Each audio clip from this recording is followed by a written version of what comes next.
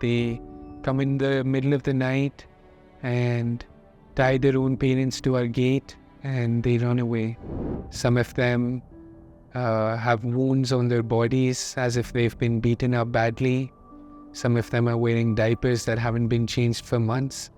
In the year 2022 alone, I spent around 150 nights, and I have now cremated more than 3,000 such unclaimed dead bodies.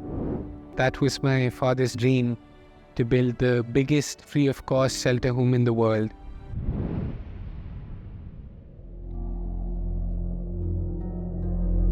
Om Triambakam Yajamahe Sugandhim Pushti Vardhanam Urvarukmiv Bandhana Mrityor Mukshiya Mamrita. My name is Jas Kalra, and I'm honored to be able to share my journey with all of you. I'm a social worker. I've dedicated my life to the service of others, to serve humanity. And like most fulfilling stories, mine too has been no less than a roller coaster. It's had its own fair share of responsibilities, expectations, ups and downs, and inspirations as well. I think I owe it to my parents the most to have inspired me to take on this journey. My mother especially, she raised me to be like the one person that I thought was the only person that could do this kind of work and live this lifestyle, and that one person was my father. He was a renowned social activist, and he dedicated his life to the service of others, and for more than 15 years, he gave every bit of himself to humanity. And I feel very proud in telling you about him, because I feel closest to him when I give all my hours to the service of society and to find those that have been forgotten and give them a new home. In fact, presently, I'm the president of an organization that he started. It's called the Earth Saviours Foundation. The organization runs a rescue center that rescues abandoned senior citizens and mentally disabled people and people that have been thrown out of their homes and they have to live on the roads and survive in horrific conditions. And he started his missions by himself, going on the roads in the middle of the night and finding all of these people and bringing them into his shelter home and serving them in every way possible. I'm honored that perhaps him or God Almighty thought that I'm worthy enough of taking forward his mission. However, it is very heartbreaking for me to share that about 3 years ago, when I had just completed my studies and I came back to my home country, India, my father, he passed away due to a sudden heart attack. And within the span of 1 hour, I received an inheritance of taking care of around 600 people on a daily basis, just as he used to. And I'm very happy to share with you that at this point of time, we're serving 1,200 people on a daily basis. We're running 2 shelter homes now, both of which are situated in Gurgaon, which is a city in Haryana in India. This 24-hour responsibility has been very rewarding in its own way. Every day I wake up and I interact with our big family, and it gives me a lot of joy. But at the same point of time, it also instills a sense of responsibility within me, because I know that most of these people are suffering from incurable diseases or physical disabilities. Some of them are paralyzed, and some of them are so mentally disabled that they cannot even tell their own names. And these are, in retrospect, the reasons that their own families decided not to take care of them. In some families, when parents get old, their children don't want to take care of them. When the parents, they're suffering from a disease or they're bedridden and the children are expected to take care of them, it just so happens that in today's world, that's not something that children are motivated to do. So they find it easier to just abandon their parents on the side of the roads or admit them in hospitals and run away mid-treatment I've seen cases where children, they abandon their own parents near garbage yards or on railway tracks with nothing to eat and nothing to drink. In fact, some of these parents are mentally disabled, so they cannot even beg. So I spend most of my nights trying to find these people on the roads and bring them into our shelter home and give them all the facilities that they should have gotten in their own homes, such as they receive 3 meals a day over here. We give them medicines, toiletries, we take them to the hospitals for their treatments. And in fact, I'd be glad to share with you that the second shelter home that we've only started about 3 years ago, it's still under construction, but we're taking care of nearly 700 individuals at this point of time. And I'm even happier to share that once the shelter home will be fully constructed, we'd be accommodating around 5,000 residents.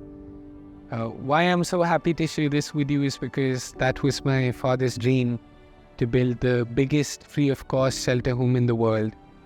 And what has been a challenge in this process and journey of being able to get there has been that we don't receive any financial support from the government in any way whatsoever. And sadly, we do not even receive any foreign funds.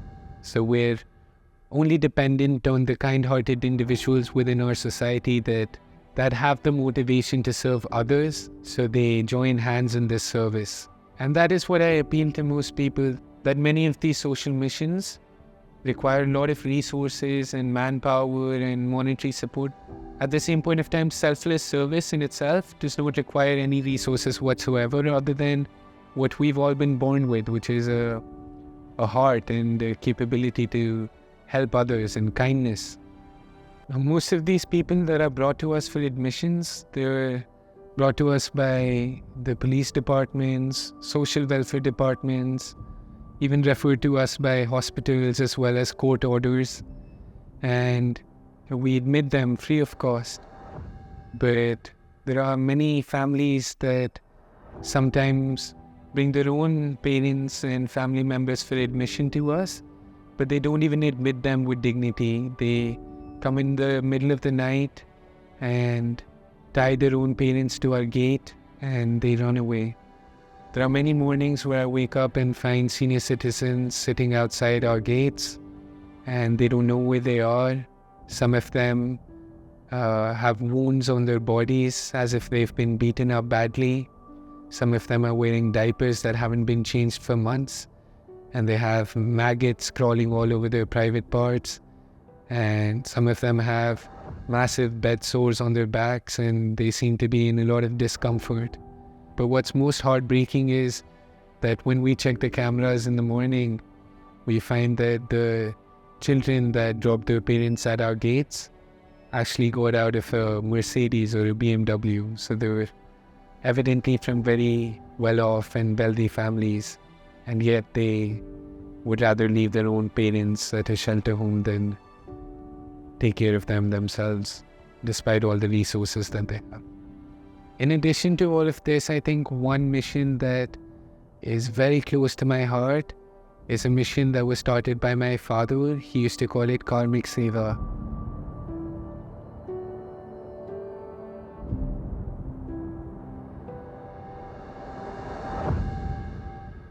And it's essentially based around the idea that you must serve the living, but even the dead require dignity. My father noticed that there's a harsh reality in today's society, that there are many people who, once they die, they don't receive the proper goodbyes or cremations. He realized that there are many people who work far away from their families, and if they were in an accident or they die due to a disease, that their bodies aren't claimed by their families.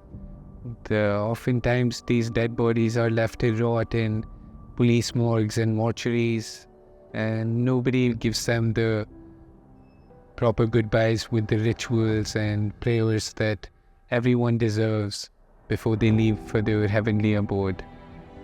So he started going to crematoriums in the middle of the night and he would find these dead bodies which are unidentified and unclaimed, and he would cremate them with his own hands.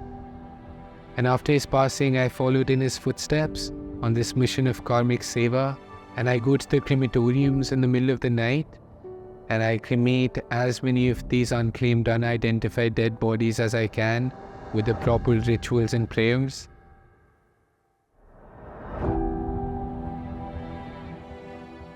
And I have now cremated more than 3,000 such unclaimed dead bodies. In the year 2022 alone, I spent around 150 nights in crematoriums and received truckloads of such dead bodies, and tried my best and put my best intent forward in prayers for them. And then I collect these ashes from the electric machines and I go to the holy city of Haridwar, which is in Uttarakhand, a state in India. And I immerse all of these ashes into the holy river Ganga, which is considered to be the holiest of all rivers in our religion as well as our country. And I feel like this is one mission that transcends mere religion or state barriers or country borders. It's purely serving humanity in the form of the living and the dead.